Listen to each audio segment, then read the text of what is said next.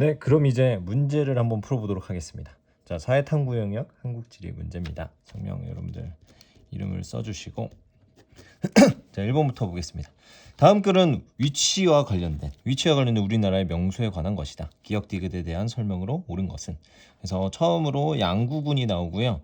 우리나라의 사극을 기준으로 동경 128에서 북위 38도 지점에 세워져 있다. 그래서 여기 국토 정중앙이라는 게 포인트고 배꼽 축제가 있다. 그래서 우리나라에 딱 우리 사람 몸의 중앙에 배꼽이 있잖아요. 그런 거랑 똑같이 배꼽이 있다라고 보시면 되고요.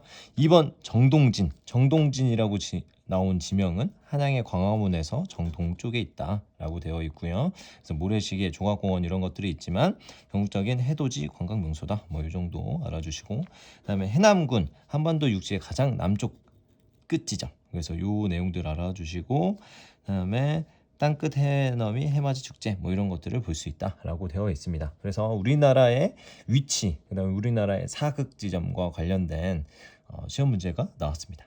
그래서 한번 보도록 하겠습니다. 자, 니은 정동진은 우리나라에서 일몰 시각이 가장 이르다. 일몰 시각, 일출 시각 둘 다 똑같다고 했어요. 둘 다 똑같은데 어디가 가장 이르냐면 우리나라의 최동쪽은 바로 독도죠. 그래서 이건 아닌 설명이 되는 거고요. 디귿 한반도 육지 남쪽 끝 지점 우리나라 영토의 최남단이다. 아니죠. 우리나라 영토 최남단은 마라도니까 아닌 거고요.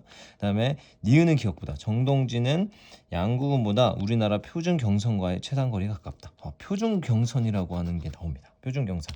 그래서 여러분들 보시면 제가 우리나라 지도를 한번 그려볼게요.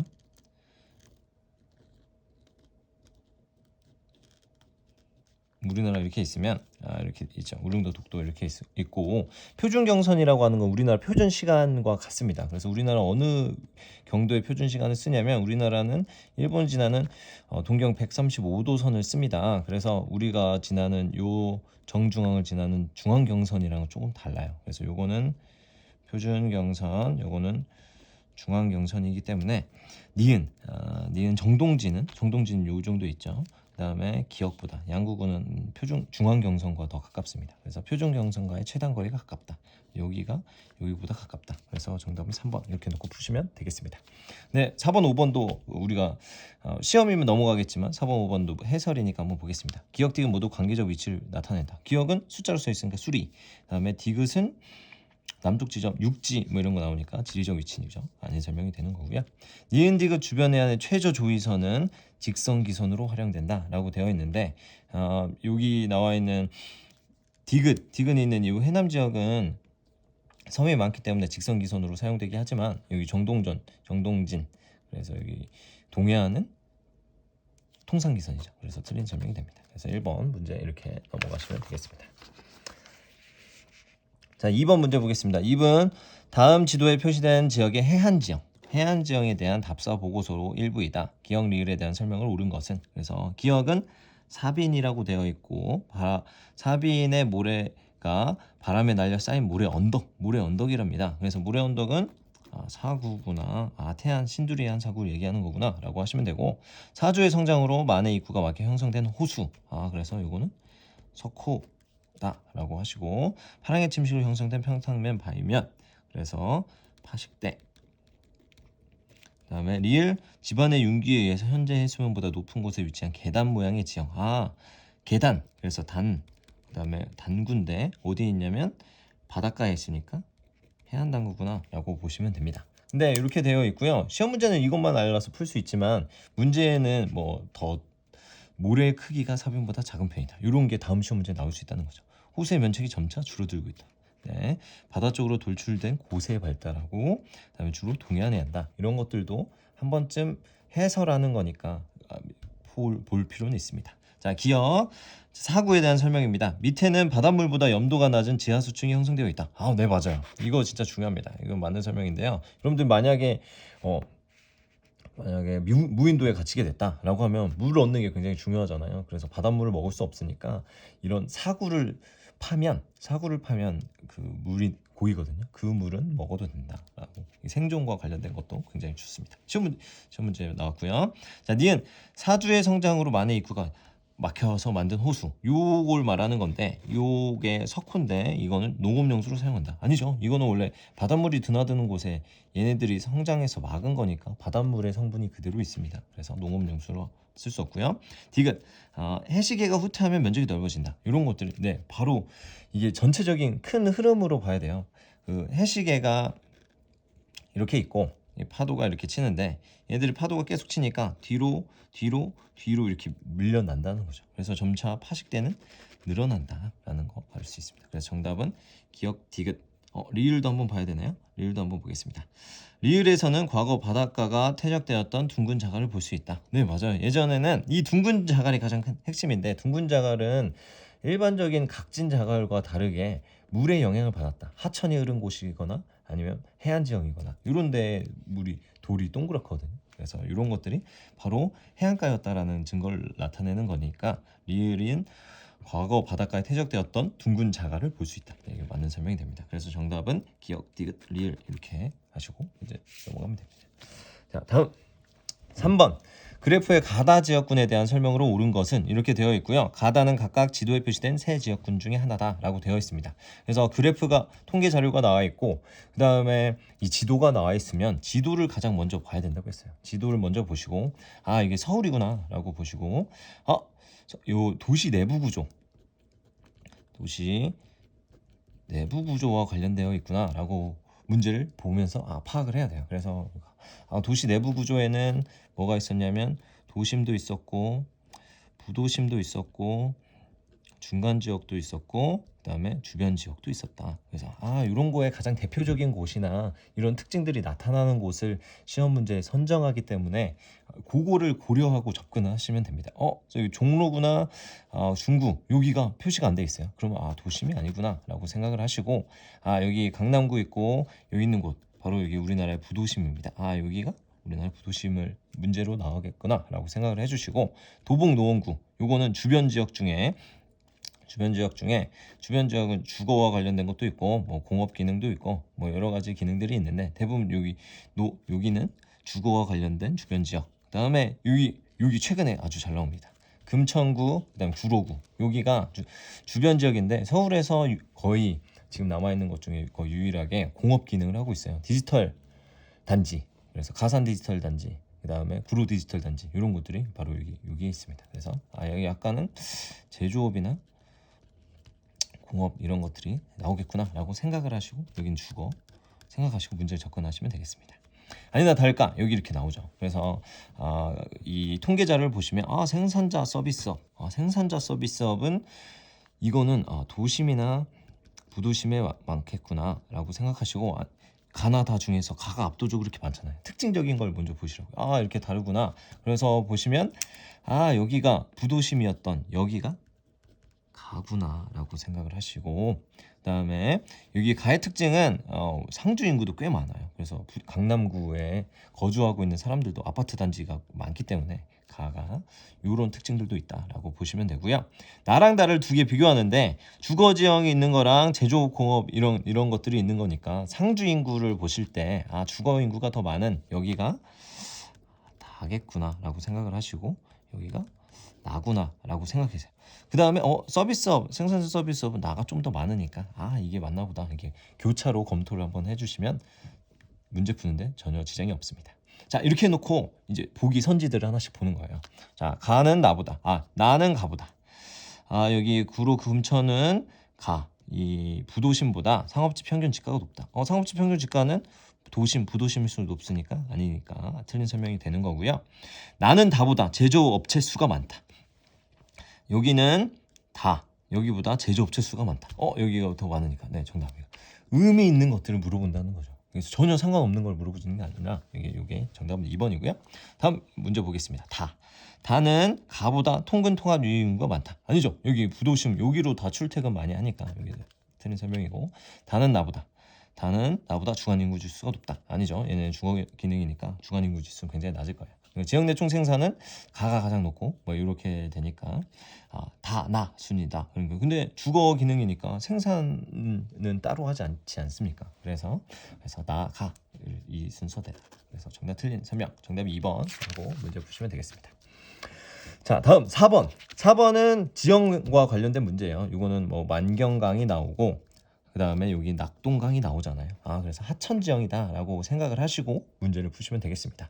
그래서 하구뚝 나와 있으니까 낙동강 하구. 여기 부산이나 김해 정도가 되겠구나. 뭐 이건 굳이 몰라도 낙동강 하류다라는 것만 생각을 하시면 돼요. 낙동강 하류.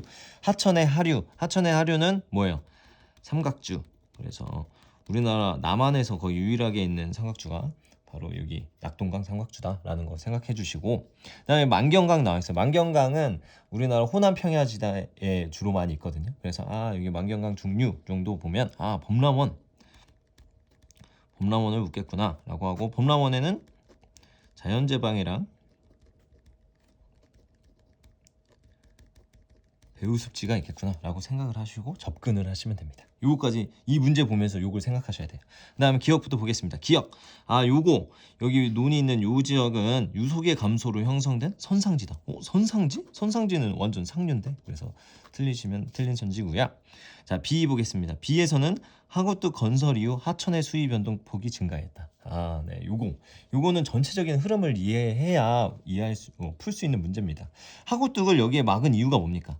하구뚝을 막은 이유는 얘네들이 조류가 이렇게 올라가고, 조류에 의해서 그 바닷물들이 올라가고 내려가고 이런 수위 변동이 굉장히 크니까 여기를 막아버리면 그럼 변동폭은 굉장히 줄어들겠죠. 그래서 그런 거를 생각하시고 보시면, B에서는 하구뚝 건설 이후 하천 수위 변동폭이 증가했다. 하구뚝을 건설했는데 하천 수위 변동폭이 늘어났대. 그럼 왜 만드는 거야? 그러니까 틀린 설명이 되는 겁니다. 자, 다음 디귿. D는 C보다 퇴적물 평균 입자 크기가 크다.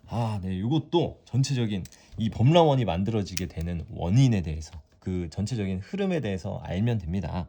여러분들 강이 이렇게 있잖아요. 강이 이렇게 있는데 평상시는 물이 이 정도 흐릅니다. 근데 여름에 비가 엄청 많이 오거나 폭우가 이렇게 내리면, 태풍 같은 게 오면 물들이 이렇게 엄청 많다라는 거예요. 물들이 이렇게 엄청 많고 강에 흙탕물 이런 것들이 막 쏟아져 내려오니까 얘네들이 옆으로 범람을 하게 돼요. 그래서 범람원이 만들어지는 건데, 얘네들이 만들어지는데 여기서 막 큰 돌들도 있고 작은 돌들도 있는데 무거운 거는 멀리 뱉지 못하잖아요. 그래서 멀리 이동 못하니까 여기는 큰 것들이 주변에 많이 있고요. 가벼운 입자들은 멀리 가니까 이렇게 됩니다. 그래서 주변 지역보다 이렇게 높은 자연적인 제방들이 이렇게 만들어지는 거예요. 그래서 여기는 가까우니까 많이 토해내겠고, 그다음에 무거운 것들도 많으니까 이런 식으로 만들어지는 겁니다. 그렇기 때문에 퇴적물의 평균 입자 크기는 어디가 더 넓은 거예요? 네, 자연 제방이 더 큰 거죠. 그래서 정답 5번. 정답 이응 맞고요. 자, 리을. A와 C의 퇴적물은 후빈기에 퇴적됐다. 맞아요. 우린 지금 후빈기에 살고 있습니다. 후빈기에 살고 있기 때문에 지금 해수면과 관련된 지형들, 그래서 가장 대표적인 게 삼각주, 그리고 범람원, 이런 것들은 바로 지금 후빈기에 만들어지게 된 겁니다. 그래서 정답 5번 이렇게 해놓고 보시면 되겠습니다. 자, 다음 5번 보겠습니다. 다음은 한국지리 수업 중 학생이 작성한 노트이다. 기억 미음에 대한 설명으로 옳은 것은 주제의 카르스트 지형과 인간 생활 이렇게 되어 있어서, 이렇게 시험 문제 나오는데 이렇게 정리된 문제들이 있잖아요. 이런 것들은 굉장히 정돈된 거고 가장 확실하고 깔끔하게 정리가 되어 있는 거니까 이거 보면서 카르스트 복습 한번 하시면 됩니다. 그래서 주요 카르스트 지형은 돌리네, 석회 동굴, 석회암 풍화토, 용식작용 나오고요. 그다음에 이런 인간 생활은 농업, 제조업, 서비스업, 시멘트, 관광산업, 농업 뭐였어요? 네 번은 카르스트 지형이 있으니까 얘네들은 주로 밭농사 한다고 했죠. 그래서 밭농사 이런 거에 나오겠구나 라고 생각을 하시고 선지를 보시면 됩니다. 자, 기억. 돌리네는 고생대. 고생대 맞아요. 고생대 평안노충군? 아닙니다. 평안노충군이 아니라 바로 조선노충군입니다. 그래서 조선에 넓게 분포한다라고 해서 조선노충군이라고 했었고, 평안노충군은 무연탄과 관련된 겁니다. 그래서 1번 틀린 설명. 자, 니은. 용식작용과 관련해서. 용식작용은 물리적 풍화작용이다. 아니죠. 물리적 풍화작용은 얼었다 녹았다 하는 것처럼 그 물질의 상태 변화 없이 나타나는 거고요. 그냥 망치로 깨서 부수는 거, 이런 것들이 물리적 풍화 이런 것들과 관련이 있는 거고, 화학적 풍화는 얘네들이 녹이면서 하는 거잖아요. 그래서 얘네들이 녹이면서 하는 거기 때문에 얘네들은 화학적 풍화 작용에 해당합니다. 그래서 틀린 설명. 디귿. 석회 동굴 나왔어요. 용암의 냉각수도. 이거 갑자기 용암이 나온다고? 네, 당연히 틀린 거죠. 그래서 석회 동굴은 용암 동굴이랑 비교를 많이 합니다. 그래서 이런 선지가 나온 것 같아요. 리을. 석회암 풍화토.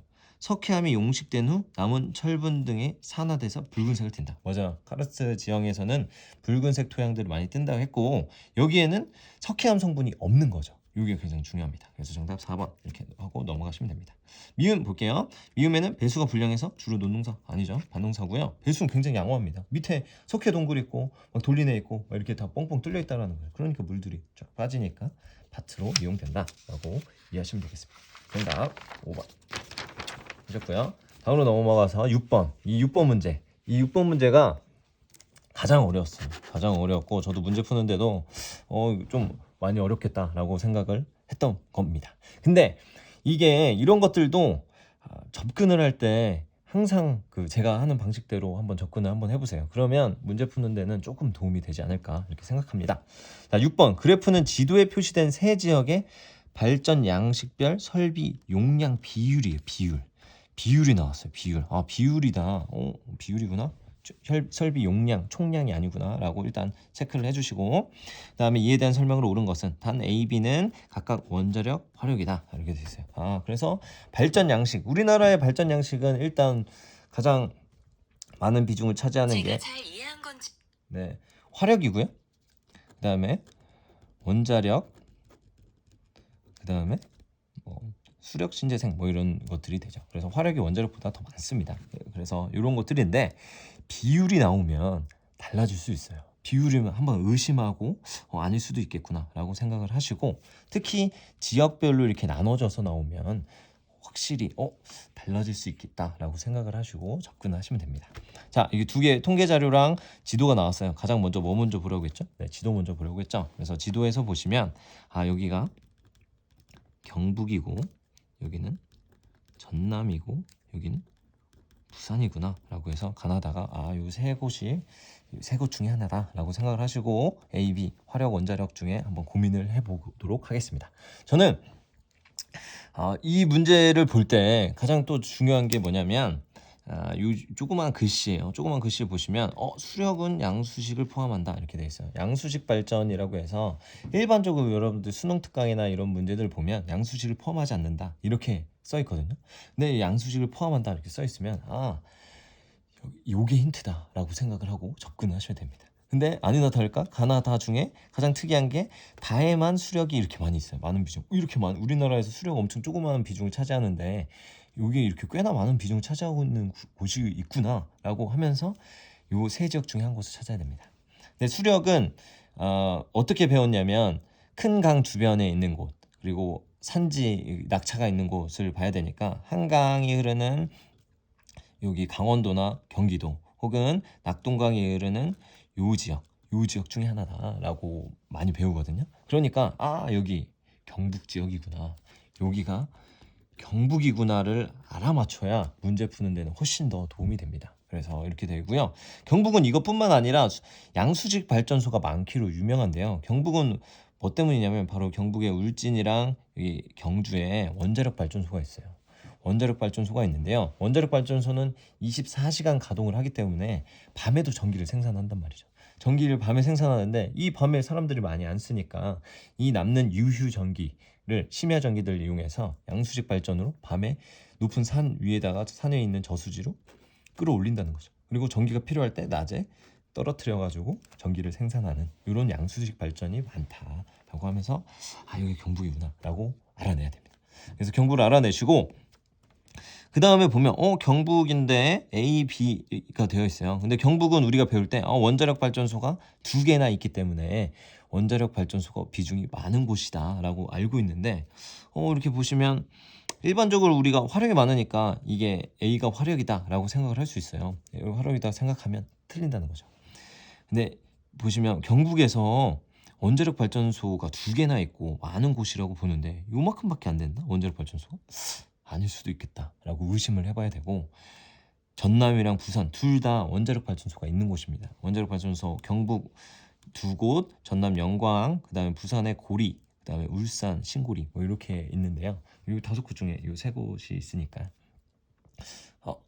그럼 이게 A가 화력이 아니라 원자력이구나라고 생각을 하시고 B가 화력이다 이렇게 생각을 하셔야 돼요. 이게 이걸 알아내기가 굉장히 어려웠을 거예요. 우리가 화력이 원자력보다 많다 하고 단순히 외운 친구들은 틀리게 되어 있습니다. 그래서 원자력, 화력 이렇게 놓고 문제를 접근해야 돼요. 그러면 남은 게 어디가 전남이고 어디가 부산이냐가 나왔는데, 원자력 발전 비율은 있고 화력 비율도 이렇게 있고 나머지 기타가 있습니다. 기타. 그러면 원자력, 화력, 수력 중에서 빼면 나머지는 뭐예요? 네, 신재생인데 신재생의 비율이 높은 곳. 여긴 신재생이 엄청 높죠. 그래서 신재생이 엄청 높은 특징들을 가지고 있으니까 신재생하면 태양광, 풍력, 수력 뭐 이런 풍력, 그다음에 뭐 조력 이런 것들이 들어가는데, 이 신재생의 가장 핵심적인 곳 중에 하나가 태양광이고, 태양광은 전남이 엄청 많으니까 여기가 전남이고 여기가 부산이겠구나 라고 생각을 하시고, 부산은 다른 대도시이기 때문에 다른 발전이 많이 적어요. 그러니까 원자력 발전소 비중이 꽤나 높다라고 해서 접근하시고 문제를 풀어야 되는 문제입니다. 이 문제가 꽤나 가장 어려웠고요. 이전 문제지만 굉장히 어려웠습니다. 자, 보겠습니다. 자, 가는 전남은 우리나라에서 원자력 설비용량이 가장 많다. 아니죠. 어디에? 경북이죠. 네. 가나 전남이랑 부산은 영남 지방이다. 아니죠. 자, B는 화력은 수력보다 자연적인 입지 영향을 받는다. 일단 수력이 자연적 입지 제한을 엄청 많이 받아요. 근데 B가 더 받는다? 아니죠. B는 화력이기 때문에 화력은 입지 제약을 받지 않습니다. 거의. 그다음에 A는 B보다 원자력은 화력보다 우리나라 전력 생산에 이용된 시기가 1이다. 아니죠. 화력 발전 엄청 1이죠. 그리고 B는, 그럼 정답은 5번이겠는데, B는 A보다. B는 화력은 원자력보다 우리나라의 발전량이 많다. 요거를 물어봤습니다. 마지막에. 그러니까 원자력이나 화력을 니들이 맞출 수 있냐, 요거를 묻는 게 가장 큰 핵심 문제였습니다. 정답은 5번입니다. 자, 다음 7번 문제 보겠습니다. 다음은 학생이 수업 시간에 정리한 내용의 일부이다. 기억 리을에 대한 설명만을 보기에서 고른 것은, 이렇게 되어 있습니다. 우리나라의 바람에 대한 설명이 나와 있고요. 계절풍과 높새 바람의 이야기가 나와 있습니다. 계절풍은 계절에 따라서 부는 바람이 다르다. 높새 바람은 늦봄의 초여름에 북동풍을 맞으면서 이런 식으로 바람이 분다는 거죠. 넣으면서 팬현상을 나타낸다. 팬현상이 나타나는 영서지방에 부는 바람이다 라고 되어 있고요.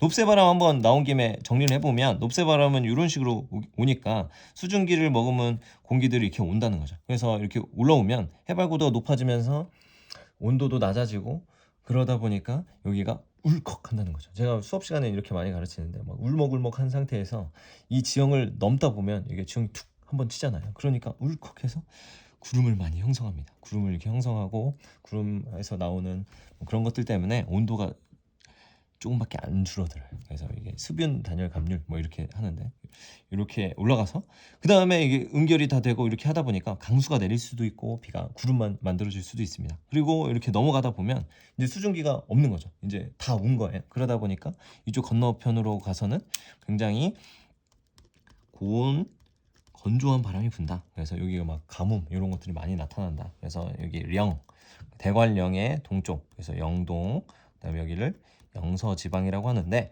영서지방에 고온 건조한 바람이 부는 거. 이때 이게 왜 중요하냐면, 이때 한참 모내기를 해야 될 때예요. 근데 이때 고온 건조한 물이 필요한데 눈에 물을 대고 이렇게 해야 되는데 고온 건조한 바람이 부니까 이런 게 사람들한테 안 좋은 바람이라고, 우선 농사 짓기에는 별로 좋지 않은 바람, 이렇게 알려지면서 녹새 바람이 알려지게 된 겁니다. 자, 보겠습니다. 자, 기억은 주로 서거동조의 기압 배치에 나타난다. 이렇게 나오는데, 기압 문제를 굉장히 어려워하는 친구들이 있어요. 그래서 제가 학교 수업에서 가르칠 때는 이거 이렇게 가르치는데 한번 들어보세요. 어떻게 가르치냐면, 기압은 어떻게, 바람의 방향이 어떻게 부냐면, 고기 앞에서 저기 앞까지 간다는 거죠. 고기 앞에서 저기 앞까지 간다는 거예요. 그래서 고기 앞에서 공기는 그 원리는 그렇지 않습니다. 공기는 이게 고기압이 이렇게 하강기류가 내려와서 저기압으로 이렇게 가는 건데, 외울 때는 갑자기 또 헷갈릴 수도 있으니까 고기 앞에서 저기 앞까지 간다라고 생각하시고 문제를 푸시면 되겠습니다. 자, 기억은 남서풍이라는 거죠. 남서풍. 여름에는 남서풍 혹은 남동풍이 불고요. 겨울에는 북서풍이 부는데 주로 서거동저형 기압 배치에서 나타난다. 그래서 고기 앞에서 저기 앞으로 간다 했으니까 서쪽에서 이런 식으로 바람이 분다는 거죠. 여름에 이런 식으로 분다고? 아래 위로 분다고 했는데? 그러니까 이게 틀린 설명입니다. 겨울에 이런 식으로 불죠. 자, 니은이 겨울이라고 했죠. 주로 대륙성 강수가 나타난다. 아니죠. 대륙성 강수 가장 대표적인 게 소나기, 그다음에 세계질의 스콜, 이렇게 더울 때 갑자기 지표면 지열을 받으면 이게 돌면서 비가 내리는 건데 이런 것은 아닙니다. 자, 디귿이 불 때, 높새 바람이 불 때 영서지방에 이상 고온 현상이 나타난다. 맞죠? 고온건조한 바람 부니까 맞는 설명이고요. 리을, 팬현상이 발생할 때 바람 바지 사면, 바람을 받는 요 바람 바지 사면은 바람 그늘 사면보다 응결이 많이 해발고도 오르면서 그 공기에서 가지고 있는 수증기가 응결하거나 비가 내리고 하기 때문에 수변하다. 네, 맞습니다. 그래서 정답은 5번 이렇게 푸시고 넘어가면 되겠습니다. 자, 다음 8번. 자, 지도에 표시된 내 지역의 인구 특성이에요. 인구와 관련된 것들이 나와 있습니다. 그래서 통계 자료가 나와 있고 여기 지도가 나와 있어요. 그래서 지도 먼저 보라고 했죠. 그래서 지도는 충청남도, 충청북도, 세종시, 대전, 여기 있는 충청권을 나타낸 지도입니다. 우리가 딱 살고 있는 지역이 나왔잖아요. 그러면 아싸 땡큐 하면서 문제 푸시면 됩니다. 그래서 우리 세종시, 여기가 세종이구나. 세종이 하나 있고, 세종 오른쪽에 여기 어디냐면, 알죠? 여러분들 청주 위에 여기가 진천입니다. 진천 만약에 몰라도 문제 풀 수 있어요. 제가 문제 푸는 법 알려드릴게요. 여기가 공주고, 공주 밑에 백제 세 번째 수도, 부여 이렇게 됩니다. 그래서 이렇게 놓고 문제를 푸시면 되는데요.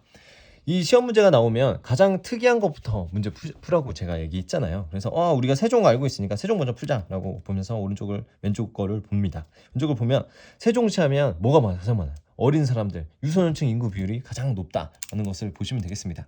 가가 엄청 높으니까 인구 증가율도 엄청 높고 여기가 세종이구나 라고 찾아내야 돼요. 쉬운 것부터 찾아내시고, 그 다음에 노년층 비중이 가장 높은 거, 반대로 노년층 비중이 가장 높은 거를 찾아야 되는데, 여러분들이 세종, 청주 정도는 알아도 부여랑 진천은 모른다고 할 수 있어요. 몰라도 문제 풀 수 있습니다.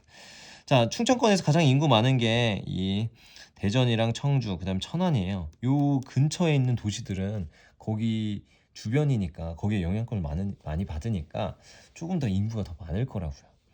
그리고 부여는 공주보다 더 멀리 떨어져 있기 때문에 여기는 가장 대도시와 가장 멀리 떨어져 있다. 그러니까 가장 촌락적인 성향을 많이 가지고 있겠구나라고 생각을 하시고, 부여를 알면 부여를 쓰시고, 모르면 요거가 부여구나라고, 가장 요 지역이 여기구나라고 생각을 하시고 접근을 해야 된다는 거죠.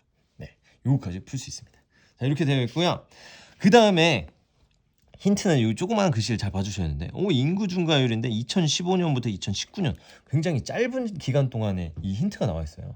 뭐냐면 얘네들은 별 차이가 안 난다는 거죠. 별 차이가 안 나는데 여기가 요만큼 더 많으니까 여기가 뭐겠다라고 하는 거는 너무 도박이라는 거예요. 그렇게 풀지 마시고 유의미한 차이가 나오는 게 바로 여기 있습니다. 인구 증가율 이렇게 차이가 나는데, 청주는 옛날부터 대도시였고 진천은 최근에 혁신도시였습니다. 혁신도시니까 여러분들이 이 수능 보는 교육과정 평가원 이런 데가 다 지금 여기 진천에 있습니다. 그래서 그런 것들을 보면서 혁신도시가 입주해 있으니까 최근에 인구가 많이 늘어났구나 라고 생각을 하시고, 여기가 여기구나, 진천이고 여기가 청주구나 볼 수 있어야 됩니다. 그래서 그거 말고도 여기가 노년층 비중이 좀 더 넓어요. 청주는 더 대도시니까 이렇게 해도 문제는 풀립니다. 이렇게 해서 푸시겠습니다. 자, 여러분들 혁신도시 못 맞췄어도 선지에 이렇게 나오잖아요. 그럼 혁신도시 물어보는 거겠구나 라고 한번 의심을 해봐야 된다는 거죠. 가는 혁신도시가 조성돼서 공공기관 이전한 곳이다. 공공기관은 이전했지만 혁신도시는 아닌 거죠. 우리 행정중심 복합도시 아닙니까? 그래서 아닌 거고요. 자, 가는 라보다 총부양비가 높다. 총부양비는 어떻게 구하냐면, 총부양비는 청장년층분의 유소년 플러스 노년이에요. 그러니까 청장년층이 비율이 높으면 총부양비는 낮겠죠. 그러니까 가는 청장년층 비율이 이만큼이고 라는 요만큼이에요. 가가 훨씬 더 많죠. 가가 훨씬 더 많으니까 총부양비가 높다라고 하는 것은 아닌 설명이 되는 거예요. 총부양비는 낮습니다. 자, 이게 문제 일일이 다 계산할 필요는 없고 그냥 한눈에 보이는 지역들로 머릿속으로 여기가 여기보다 상대적으로 더 높구나, 낮다, 이 정도를 알아주시면 됩니다. 자, 라는 다보다 성비가 높다 라고 되어 있는데, 라는 어디야? 라는 부여인데 부여는 노년층 비중이 굉장히 높고 다는 어디입니까? 진천입니다. 진천 이렇게 되어 있습니다. 그래서 성비는 일반적으로 교외 지역, 그러니까 촌락으로 갈수록 성비는 낮아요. 그러니까 성비의 기준이 여성 100명당 남자 수인데 할머니 시골에 가면 할머니 할아버지가 많아요.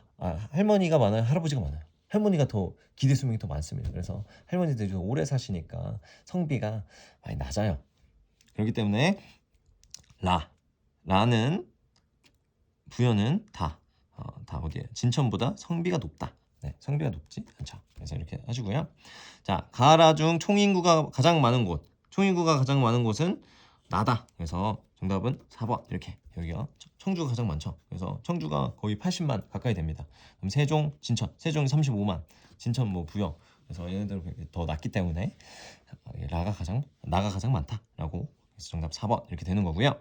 가라 중 중위 연령 나왔습니다. 중위 연령은 딱 중간, 딱 일렬로 딱 세워서 딱 중간의 나이예요. 그러니까 이게 전체적인 그 연령대가 어떠냐라는 것을 보는 거니까 연령대가 가장 높은 곳은 다다. 아니죠. 노년층 비중이 가장 높은 라겠죠. 그래서 정답은 4번 이렇게 놓고 문제를 푸시면 되겠습니다.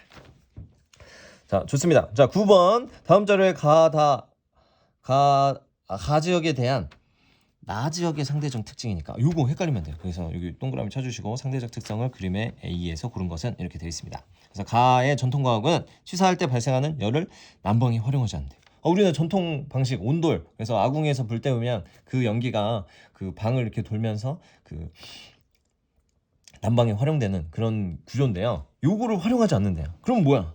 이거 덥구나. 덥다라고 생각을 하시면 되고, 그다음에 나 보겠습니다. 나는 부엌에서 발생한 온기를 난방에 직접 활용하고요. 부뚜막을 길게 연장해서 만들고 정주간 이렇게 있고 얘네들은 상대적으로 춥다라고 해서 풀어도 돼요. 이것만 상대적으로 비교하면 됩니다. 왜냐면 상대적 특징을 찾는 거기 때문에. 근데 이거는 더운데 활용하지 않는 곳 제주도고요. 정주간 있는 곳이니까 관북지방이다 이런 것도 공부한 친구들은 더 알 수 있다는 거죠. 근데 이거까지 몰라도 문제 풀 수 있습니다. 단풍의 절정 시기. 요거 많이 헷갈리는데 단풍의 절정. 단풍은 추워지니까 추운 지역이 빠르죠. 그러니까 낮 지역이 이르다라고 하는 겁니다. 그래서 D, E는 제끼는 거고요. 설일수. 추울수록 설일수는 많으니까 D, C 지우는 거고. 그다음에 연평균 기온은 훨씬 더 낮겠죠. 그러니까 정답은 A. 이렇게 해놓고 가볍게 푸시고 넘어가면 되겠습니다. 자, 10번 보겠습니다. 10번 볼게요. 자, 10번. 다음은 답사 계획서의 일부이다. 가다 지역과 관련된 지역지리 문제입니다. 그래서 지도의 A씨에서 고른 것은 이렇게 되어 있습니다. 그래서 이거 지역지리 내용들 보면 그냥 간단하게 탁탁탁 풀고 넘어가면 됩니다. 그래서 1일차 출판업 예술인 출판 문화단지에 있는 파주의 1위말 이건가 보다라고 접근하시면 돼요. 그 다음에 2일차 기업도시 기반의 맞아. 여기 지도 먼저 보라고 했죠. 그래서 지도 보면 경기도에 한 곳, 그 다음에 여기 이렇게 가운데 두 곳 있는데 여기가 어딘지 알면 사실 더 좋아요. 파주. 여기는 어디냐면 강원도 중에 가장 대표주지 강원도 할 때 그 원이 원주거든요. 그래서 경기도는 굉장히 가깝습니다. 여기. 그다음에 C지역. 여기 몰라도 돼요. C지역 이렇게 요 지역이다라고 하시고 문제 푸셔도 됩니다. 자, 문제 풀겠습니다. 자, 기업도시 기반.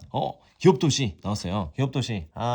기업도시 강원도의 기업도시 어디냐면 원주죠. 원주. 그래서 강원도 원주의 특징은 기업도시면서도 혁신도시인 유일한 곳입니다. 그래서 강원도. 그래서 의료, 건강, 바이오. 그래서 연세대 미래캠퍼스도 여기 있죠. 그래서 알 수 있고. 그다음에 나머지 석탄산업. 그래서 석탄산업 여기 있고요. 여기가 철원이에요. 철원. 어디 태백이에요. 태백. 그래서 여기 철 모양 여기서 뭐 철이 많고 뭐 석탄 이런 것들과 관련된 여기 태백산지 관련 지역이기 때문에 여기가 석탄산업 활력 정책 정선입니다. 정선. 그래서 문제 푸시면 A, B, C. 그래서 파주 가가 A 파주, 그다음 B가 B, 그다음에 정답 C 이렇게 씁니다. 1번 이렇게 놓고 푸시고 간단하게 넘어가면 되는 문제입니다. 자, 다음 11번도 마찬가지인데요. 지역을 찾는 거예요. 그래서 보면 여기 충청남도 지역, 여기 세종은 안 나왔지만 다른 지역이 있습니다. 그래서 뭐 이게 태안, 그래서 서당하천 이렇게 외우는데 이 태안 옆에 A는 서산이고요. B는 당진, 그다음에 C는 아산, D는 어디냐면 서천 위에 보령이에요. 보령. 그래서 보령 워드 축제 뭐 이런 것들이 있는 곳이죠. 서산, 석유화학, 울여서, 당진, 포광당. 그래서 제철, 아산, 그다음에 천안아산, IT, 전자, 삼성전자, 그리고 아산 현대자동차 뭐 이런 것들이 있는 곳이죠. 이거 문제 풀면 됩니다. 평택, 화성 일대에 더불어 황해 경제자유구역이래요. 그리고 대중국 전진기지 이렇게 되어 있고요. 제철, 제철 산업 어디예요? 포광당. 네, 당진입니다. 그래서 B 찾아주시고, 나는 수도권과 인접해서 수도권 제조업 기능을 일부 흡수하고 있다. 수도권을 인접했으니까 보령 아닐 가능성이 높고요. 그리고 IT 업종, 그다음에 자동차, 자동차 현대자동차 아산공장, 그다음에 IT 그 현대자동차 아산공장에서는 뭐 소나타, 그다음에 그랜저 이런 것들을 생산한답니다. 그리고 팁으로 알아주시고, 그다음에 IT 업종, 삼성전자 뭐 이런 것들이 잔뜩 있는 곳 바로 아산. 그래서 정답 C, B, C. 그래서 정답 4번 이렇게 푸시고 넘어가시면 되겠습니다. 다음 네, 반 이상 넘어갔어요. 자, 12번 가나 지역에서 나타나는 지형 단면도이다. 이에 대한 설명으로 옳은 것은 이렇게 되어 있고요. 지도가 이렇게 나와 있습니다. 여러분들 잘 아시면 지도 강원도랑 경기도 위에 있는 가장 북쪽 끝 여기가 철원이다라는 거 알면 사실 더 좋고요. 여기가 춘천이구나. 그래서 춘천, 경기도랑 가까운 춘천, 이 밑에 원주 있죠. 그래서 얘네들이 경기도랑 가깝으니까 강원도에서 큰 대도시 중에 하나로 선정을 인구가 많이 있습니다. 그래서 뭐 이 정도 몰라도 문제 풀 수 있어요. 한탄강 힌트 나왔어요. 한탄강, 철원, 용암대지. 그래서 여기는 용암대지구나라고 생각을 하시고, 춘천, 그리고 여기가 분지 모양이구나. 여기가 침식 분지구나 라고 생각하고 문제를 풀면 되는 거죠.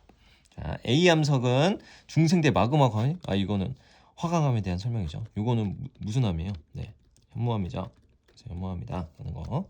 자, B 암석은 C 원생대에 형성된 암석이다. 네, 침식 분지는 원래 여기가 경기지계잖아요. 그러니까 편마암으로 구성되어 있다가 여기가 C인 화강암이 관입하면서 이런 침식 분지가 만들어진다고 했었습니다. 그래서 편마암 C원생대 현성된 암석이다. 그래서 정답 2번 하고 넘어가면 되는데, 다음으로 볼게요. C 암석은 공룡 발자국. 화가 마그마가 식어서 만들어진 암석인데 공룡 발자국 있어요? 그럼 뭐 공룡 발자국은 얼마나 대단한 거예요? 얼마나 아니죠? 자, 나에서 C 암석은 B 암석보다 풍화 침식이 강하다. 풍화 침식이 강하다. 편마음이 경암이고 화암이 영암이다. 이런 걸 외운 친구들은 쉽게 풀 수 있지만 몰라도 풀 수 있어요. 높은 지역, 해발보다 높은 지역에 뭐가 살아남아 있어? 편마음이 살아남아 있잖아. 그러니까 B가 풍화에 더 강하죠. 틀린 설명.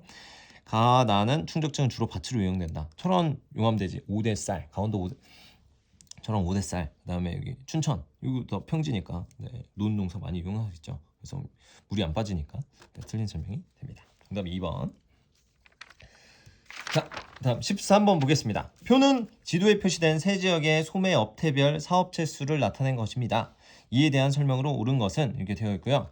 A와 B는 각각 백화점, 슈퍼마켓 중에 하나다. 이렇게 나와 있습니다. 그래서 지도랑 이 표가 나와 있는데, 지도 먼저 보시죠. 지도는 여기가 섬 많고 이렇게 전라도구나. 이 행정구역이 다른 곳, 여기 어딜까?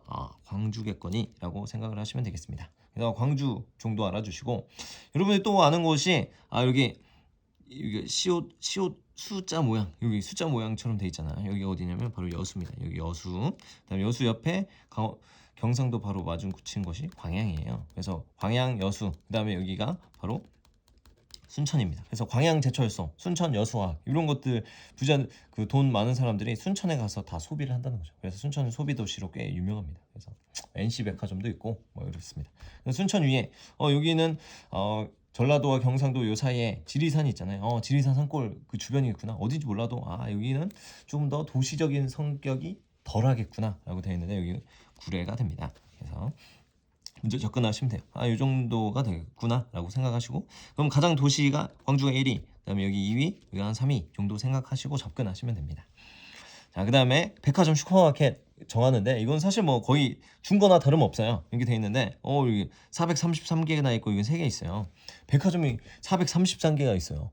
그런 곳 없습니다. 서울에도 433개 없어요. 그래서 433곳이 있는 것, 이것은 뭐냐면 바로 슈퍼마켓이구나 라고 생각해 주시고, 백화점, 광주에 백화점 3개 있다라는 거죠. 그다음 순천에 하나, 네, NC백화점 얘기했었고 이렇게 돼 있습니다. 이렇게 돼 있고 다는 백화점 없고 대형마트도 없고 편의점도 13개밖에 없대요. 와, 편의점 13개밖에 없는 거 요거 기억을 해 주시면 되겠습니다. 그래서 그러면 간 어떤 거? 백화점 가장 많은 곳 여기 광주가 되겠고 그다음에 여기 순천, 그다음에 구례 순서로 되겠죠. 그래서 문제 보겠습니다. 구례는 국가정원과 람사르 협약에 등록된 습지가 있다. 이건 순천에 관한 설명이에요. 순천만 그리고 순천만 국가정원 뭐 이런 것들이 있는 곳이죠. 틀린 설명이고 서울로 직접 연결하는 버스 운행 횟수 이거는 대도시일수록 많잖아. 그러니까 광주가 더 많겠죠. 그래서 나가 가보다 많다. 틀린 설명이죠. 네, 순천보다 광주가 더 많습니다.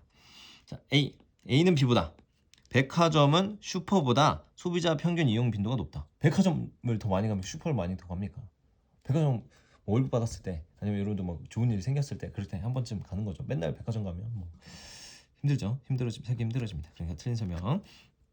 자, A. 백화점은 편의점보다 소비자 평균 구매 이동 거리가 멀다. 이거 맞죠? 왜냐면 몇 개 없으니까. 몇 개 없는 거예요. 부산에 광주에 3개밖에 없으니까 멀리 있는 사람들이 와야 된다는 거죠. 대신에 편의점은 바로 앞에 있잖아. 바로 옆에 있으니까 금방금방 갈 수 있는 거니까.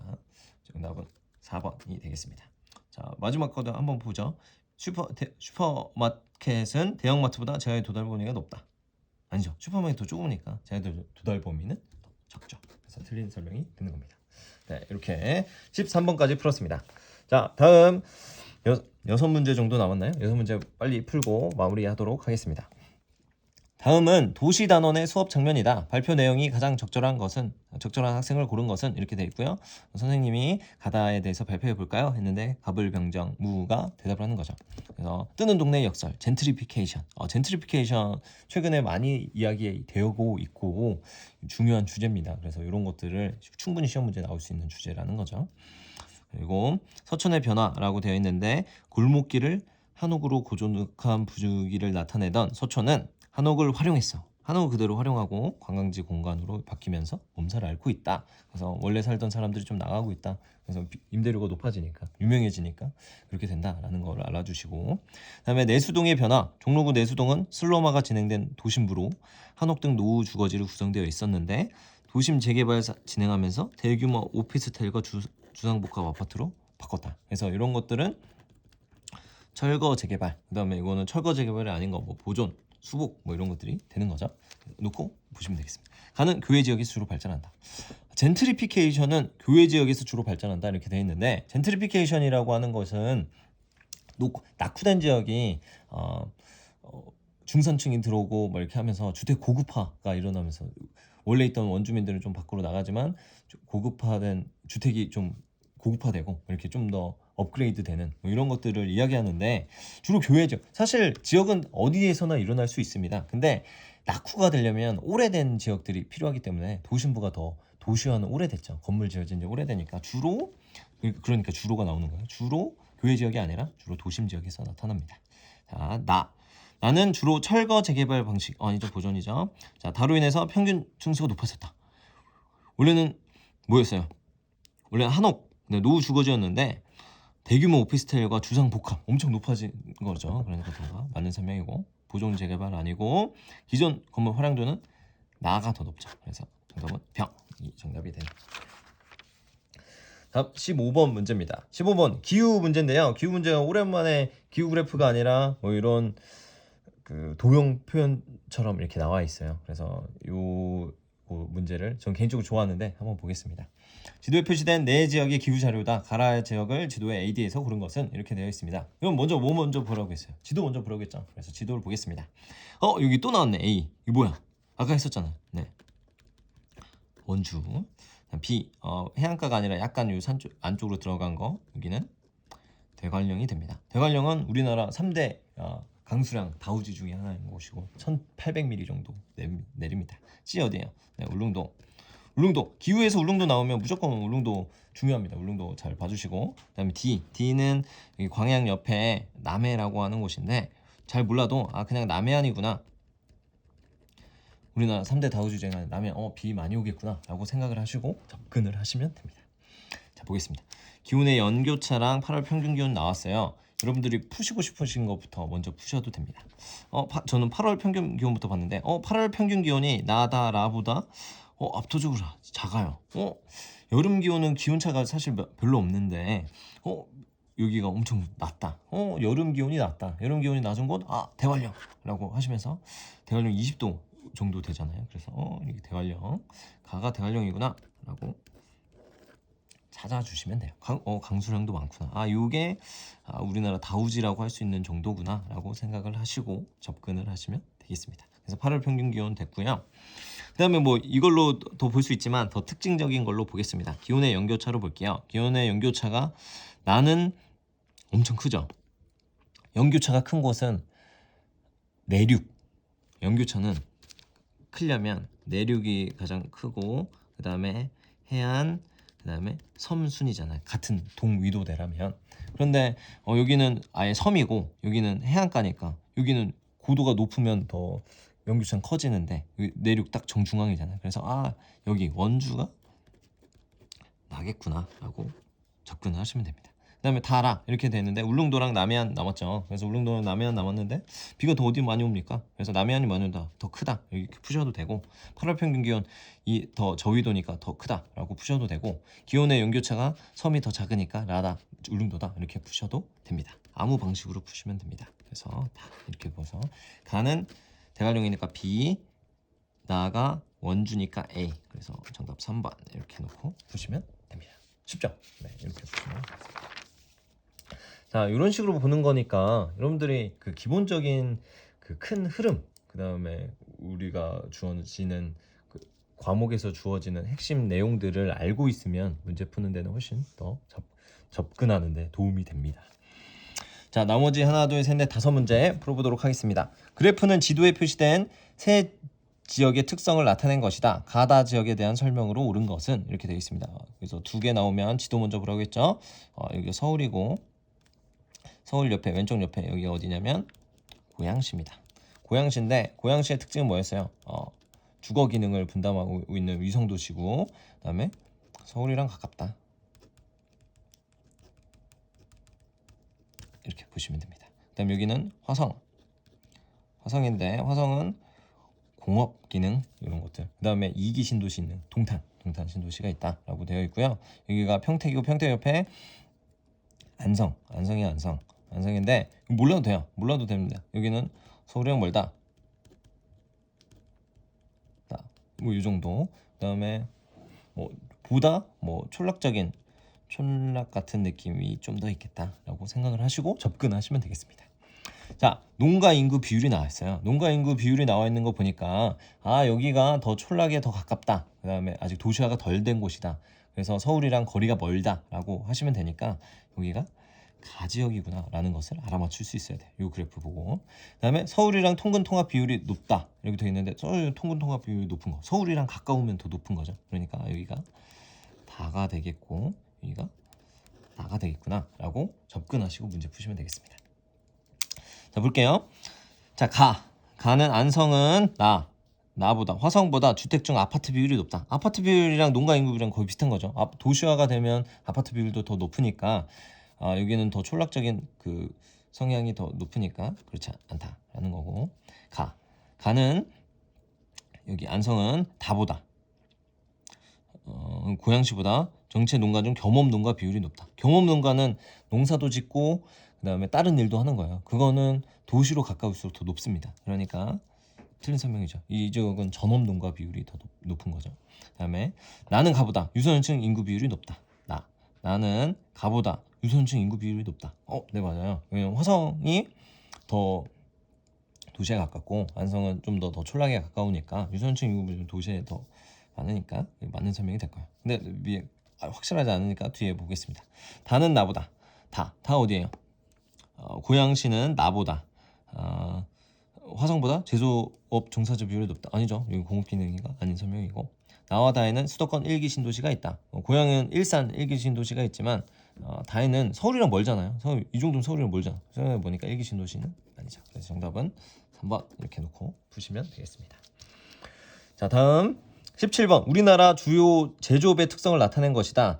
이에 대한 설명으로 옳은 것은 이렇게 되어 있고요. 막 자동차 및 트레일러, 전자 부품 막 이렇게 쭉 나와 있어요. 그래서 너무 길어가지고 막 사람들이 어렵겠다라고 생각을 하지만 사실 중요한 것들만 기억을 해주시면 문제 푸는데 이거만큼 쉬운 게 또 없습니다. 이거 쉬운 문제 꼭 거의 매번 나오는데 자 각각 자동차로 가장 특징적인 걸로 보고 그 다음에 여기 전자, 그 다음에 화학물질, 뭐 석유화학 뭐 이런 걸로 접근을 하시면 돼요. 그래서 자동차의 가장 큰 특징은 자동차 지역은 우리가 공업의 이중 구조가 굉장히 높다고 되어 있죠. 그래서 대기업 비중이 높으니까 대기업이 어디 있는지를 알면 여기 지역의 특징들이 꽤나 많이 반영이 됩니다. 그래서 볼게요. 화학물질. 그래서 석유화학단지 이런 곳들이 있는 곳이 어디냐면 여러분들 이런 식으로 외우잖아요. 울려서. 그래서 막 석유 그 검은 눈물이 울려서 생겼다. 얼마나 울렸으면 검은 눈물이 나오냐. 뭐 이런 식으로 외우기도 하는데, 그래서 울산, 여수, 서산 이렇게 됩니다. 그래서 울산 여수는 어디예요? 울려서라고 외우는데 여수는 전남이고요. 서산은 충남이죠. 그래서 이렇게 되는 거고 전자는 경기 비율이 압도적이에요. 경기 비율 엄청 높아요. 경기 비율이 엄청 높고 그 다음에 경북도 있습니다. 경북 구미에 삼성전자 공장이 있는데요. 삼성전자 여러분들 지금 쓰고 있는 S 시리즈 S21, 뭐 S20 뭐 이런 것들을 다 스마트폰 어디서 만드냐? 구미에서 우리나라 국내 생산 구미에서 많이 만듭니다. 그리고 그다음에 충남 서산 아산 서산이래. 아산 천안 이런데 수도권 공장 총량제로 인해서 많이 내려온 곳이 바로 이 충남입니다. 이 정도 알아주시면 되고요. 자동차는 전국에 많이 있어요. 전국에 가장 많이 있는데 가장 많은 것은 경기도, 그다음에 울산, 그다음에 뭐 다른 곳들이 있죠. 그래서 경기도, 울산, 그다음에 뭐 충남 뭐 이런 곳들이 있어요. 그래서 경기도에는 뭐 기아 자동차 뭐 이런 그다음에 기아 자동차 공장이 가장 많고, 그다음에 울산은 현대자동차, 충남도 현대자동차 아산 공장 뭐 이런 곳들이 있습니다. 자 이렇게 놓고 접근하시면 돼요. 근데 가나다 먼저 볼게요. 가나다 먼저 보겠습니다. 우리가 요거를 먼저 했으니까 요거 먼저 보는 거예요. 그래서 가장 힌트가 많이 나와 있는 게 울산 전남 이렇게 있어요. 울산 전남. 울산 전남. 여기 석유화학이구나. 라고 생각을 하시고 울산 여산 이건 B는 뭐야? 충남이네 라고 생각을 하시면 됩니다. A 몰라도 돼요. 오케이. 다음 보겠습니다. 다음에 울산이 2등이래. 울산이 2등. 울산이 2등이고 A는 울산이 없어요. 근데 여기는 경기 비율이 엄청 높고 여기는 울산이 있으니까 여기가 자동차구나. 그리고 여기는 전자구나. 전자는 여기 비율이 압도적으로 높다. 그래서 여기는 경기도 이렇게 해놓고 경기도 경북 있고 그다음에 충남 있고 이렇게 한번 체크해 주는 거죠. 그리고 자동차 전국 비율이 많으니까 이 4개 말고도 다른 지역이 많은 거죠. 그래서 이렇게 접근하시고 한번 교차 검토하시고 이런 식으로 문제를 푸시면 되겠습니다. 이렇게 되고 문제는 이것만 알면 거의 풀 수 있고요. 그러니까 전자가 종사자 수가 가장 많고 출하액이 가장 많구나. 우리 삼성전자, SK 하이닉스 이런 것들이 우리나라에서 차지하고 있는 제조업 비중이 굉장히 높다라는 거. 이거 망하면 안 돼요. 이 두 나라. 그 다음에 종사자, 그 다음에 나는 자동차도 은근 사람들의 그 노동이 굉장히 많이 사람 손이 굉장히 필요한 공업 중에 하나입니다. 그래서 자동차 산업도 굉장히 중요하다라고 얘기하는 거고요. 다 석유화학 이런 것들은 대부분 기계 산업이기 때문에 상대적으로 노동력의 비중이 좀 낮다. 이런 것들도 힌트로 볼 수 있는 거죠. 여기서 나오는 의미는 그런 것들입니다. 해볼게요. A는 경기, B는 충남입니다. 옳은 건데 이렇게 쉽게 끝나다니. 이렇게 해서 풀면 끝입니다. 이거 넘어가면 되는데 다른 것도 볼게요. 자, 전자는 부피가 크거나 무거운 원료를 해외에서 수입하는 적한지 제한 공업이다. 전자가? 아니죠. 전자는 아니죠. 이건 뭐 석유화학 뭐 이런 것들이 뭐 가장 됩니다. 뭐 아니면 철강 뭐 이런 것도 되겠죠. 자, 나는 한 가지 원료로 여러 제품을 생산하는 계열화된 공업이다. 아니죠. 이거 정유에 해당하는 설명이고. 그다음에 다는 최종 생산에 드는 많은 부품이 필요한 조립형이다. 그래서 석유화학이 아니죠. 이거는 자동차 혹은 뭐 조선 뭐 이런 것들이 드는 거고요. 이것도 의미 있는 겁니다. 그래서 이걸 알아야 문제를 풀 수 있는 5번 문제인데요. 가는 다에 비해서 전자는 다에 비해서 종사자 1인당 출하액이 많다. 어떻게 보냐면 이 종사자가 10이라고 하고 출하액이 15%라고 하면 얘는 약 한 1.5가 되잖아요. 그냥 하면, 근데 얘는 종사자 5인데 출하기 2니까 한 2죠. 이거 1인당으로 나누면 이렇게 된다는 거예요. 그래서 훨씬 출하액이 많은 게 아니라 다가 더 많은 거죠. 사람이 별로 안 들어간다는 거예요. 그래서 17번 이렇게 1번이었습니다. 그다음에 18번 문제 보겠습니다. 18번 그래프는 남북한의 에너지원별 공급 비율을 나타낸 것이다. 이에 대한 설명으로 옳은 것은, 그래서 1차 에너지원별 공급 비율, 1차 에너지 공급 비율은 즉 뭐 소비량, 뭐 소비 비율이랑 거의 같다라고 보시면 되겠습니다. 가나는 석탄, 석유, 석탄 수력 중에 하나다라고 되어 있고 남한과 북한이 나와 있어요. 이렇게 놓고 보시면 되겠습니다. 그래서 1차 에너지원 소비량 순서는 어떻게 외우냐면 여기 가장 많은 게 석유였고, 그 다음에 석탄, 뭐 천연가스, 랑 뭐 원자력이 비슷합니다. 그래서 원자력, 그 다음에 수력 뭐 이렇게 되는데, 이거를 알고 있다라고 하면 문제 푸시면 돼. 전혀 지장이 없죠. 그래서 북한 걸 몰라도 풀 수 있습니다. 그래서 남한이 나가 석유, 가가 석탄, 그 다음에 다가 원자력, 천연가스, 원자력, 그 다음이 다가 수력 뭐 이렇게 되는 거죠. 근데 북한은 몇 가지 특징이 있다는 거죠. 북한의 특징은 뭐냐면 석탄의 비중이 굉장히 많습니다. 석유가 더 적고, 그 다음에 가장 또 중요한 게 수력의 비중이 높다. 수력은 우리나라는 거의 0.4%밖에 안 하지만 20%를 수력으로 하고 있다라는 것을 알아야 합니다. 그래서 북한에서 가를 이용한 발전소는 주로 평양 주변에 있다. 그렇죠? 그래서 수력은 그 지형 기복이 있어야 되니까 그 낙차가 있어야 되는데, 평양은 말 그대로 뭐 평평한 땅이잖아요. 그래서 얘네들은 그런 수력을 이용할 수 없기 때문에 석탄 발전소가 굉장히 많다. 이게 맞는 설명이고, 그다음 뭐 대부분의 시설들도 다 전기 수요도 여기 많으니까, 그래서 여기 석탄에서 많이 사용하겠다. 평양 주변에서 많겠다. 맞는 설명이고요. 총 정력 생산에서 다 수력이 이용한 발전량 비중은 북한이 남한보다 높다. 맞죠? 훨씬 더 맞죠? 이거는 뭐 공급 비율이지만 북한이 훨씬 더 많습니다. 남한보다. 그래서 비율이니까 맞는 설명입니다. 자, 북한에서 가는 나보다, 가는 석탄은 석유보다 해외 의존도가 높다. 아니죠. 북한은 석탄 이용하잖아요. 그래서 아오지 탄광, 뭐 이래서 갈탄, 뭐 이런 것들도 이용하고 많이 이용합니다. 그래서 맞는 설명이고, 그다음에 다는 나보다 발전 시 대기 오염 비율이 높다. 수력이 대기 오염 물질 아니죠? 그래서 이런 설명. 그래서 정답은 1번 이렇게 놓고 푸시면 되겠습니다. 자, 다음 19번. 그래프는 지도에 표시된 세 지역의 작물별 재배 비중을 나타낸 것이다. 가다 작물에 대한 설명으로 옳은 것은, 이렇게 되어 있고, 그래프랑 지도가 나와 있으면 지도 먼저 봐야 된다는 거죠. 여기 강원도구나. 강원도 어딘지 모르면 몰라도 됩니다. 근데 여기가 평창이고요. 자, B, 여기 전주 옆에 여기 김제거든요.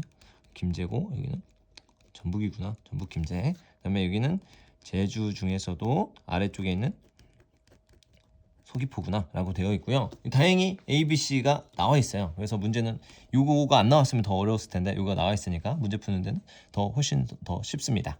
그 다음에 과수, 벼, 채소 중에 하나다 라고 되어 있고요. 쉬운 것부터 하자고요. 그래서 전북, 여기 평야지대 많으니까 B에서 가장 많은 거 뭘까요? 이 B, 가는 벼가 되겠죠. 그죠?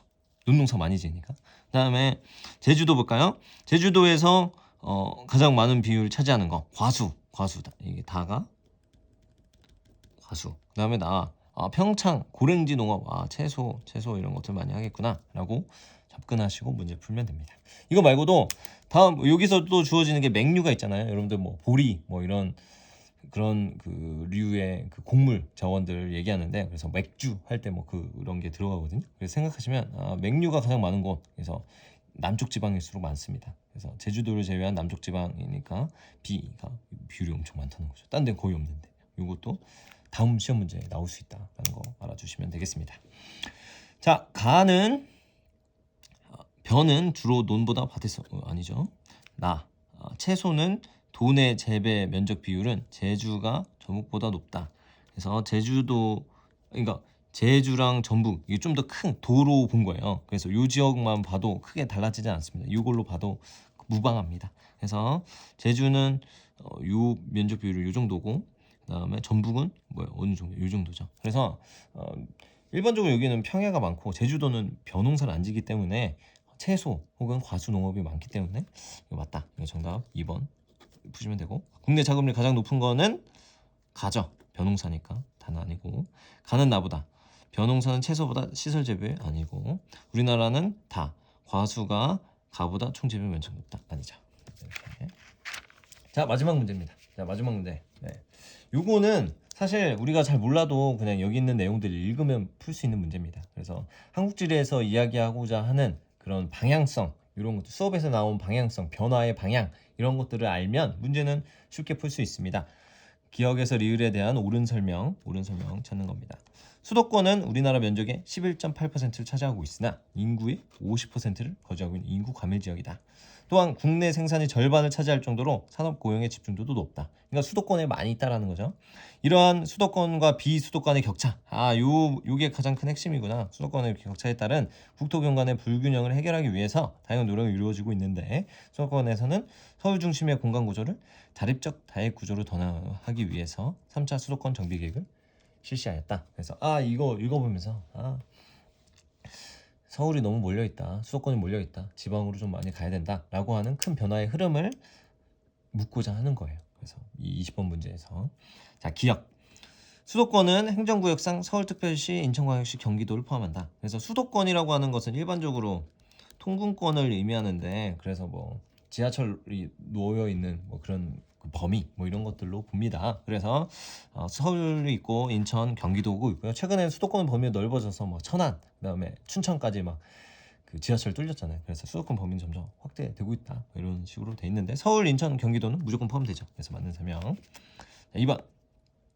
니은은 수도권 신도시 건설로 인해서 크게 완화되고 있다. 요게 제가 이 문제에서 말하고자 하는 가장 핵심이고, 여러분들이 이 문제 보면서 이걸 한번 생각해 보라고 하는 문제였던 것 같습니다. 니은 수도권과 비수도권 간의 격차, 이런 걸 해결을 하기 위해서 신도시를 건설한다. 자, 볼게요. 이게 서울이 있었어요. 서울이 이렇게 있는데, 서울이 사람들이 많아지고 하니까 서울 주변에 막 1기 신도시들 만들었죠. 그리고 더 많으니까 2기 신도시들 만들었어요. 최근에는 뭐 문제가 되고 막 이렇게 하지만, 최근에는 뭐 LH로 뭐 문제 많이 되고 했지만 3기 신도시 이렇게 만든대요. 이렇게 만들면 이 사람들이 다 뭐야? 원래는 서울로 출근하는 사람들인데 땅값이 비싸니까 바깥으로 나온 거잖아. 그러니까 여기가 다 서울로, 신도시 만들어봐야 어차피 다 서울로의 집중이 더 강화된다라는 거예요. 그래서 이런 것들이 이 수도권의 격차에 완화하는 데 도움이 되고 있다라는 거는 아니라는 거죠. 신도시 건설만이 답은 아니다라는 것을 이 문제에서 전하고 싶었던 것 같습니다. 자, 리은 아니고 디귿. 디귿을 위한 정책으로는 수도권 공장 총량제 과밀 부담금 제도가 있다. 그래서 국토 불균형을 해결하기 위해서 수도권 공장 더 못 짓게 하는 거죠. 그리고 과밀 부담금 이런 거 줘서 지방으로 가라, 이렇게 얘기하는 정책입니다. 그래서 정답 2번 이렇게 푸시면 되고요. 리을 볼게요. 리은은 수도권의 기업도시, 혁신도시를 조성하는 내용이 포함되어 있다. 자, 기업도시, 혁신도시, 특히 혁신도시 같은 경우는 공공기관, 어디에나 있어도 되는 그 공공기관을 지역으로 이전하는 거예요. 그래서 서울에 있는 사람들을 강제로 지방에다가 분산시키는 거죠. 그래서 국토 균형 발전을 위해서 하는 건데, 수도권에다가 이런 걸 한다? 이 방향성이 틀리잖아. 그래서 정답 1은 아니고 정답 2번, 이런 식으로 푸는 겁니다. 그래서 저랑 함께 이 한국지리 6월 모의고사 문제를 풀어봤는데요. 이런 식으로 방향성, 접근하는 방향이 이런 식으로 접근해야 문제 푸는데 어려움이 없다. 문제 푸는 데는 이 과목에서 20문제밖에 출제를 안 하는데, 아무 문제나 출제하고 의미 없는 문제 출제 안 하잖아요. 그래서 의미 있고 중요한 문제, 그리고 꼭 알아야 되는, 이 공부를 했다면 이해할 수 있는 정도의 그 수준을 묻고자 하는 게 주요 특징이라고 볼 수 있습니다. 특히 6월, 9월, 그 다음에 수능에서는 이런 것들을 묻고자 하는 거죠. 처음 보는 그래프나 통계 자료가 나올 수 있어요. 그렇지만 이 방향성 그리고 이 접근 방법을 유지한다면 문제는 풀 수 있습니다. 이상입니다. 고생하셨습니다.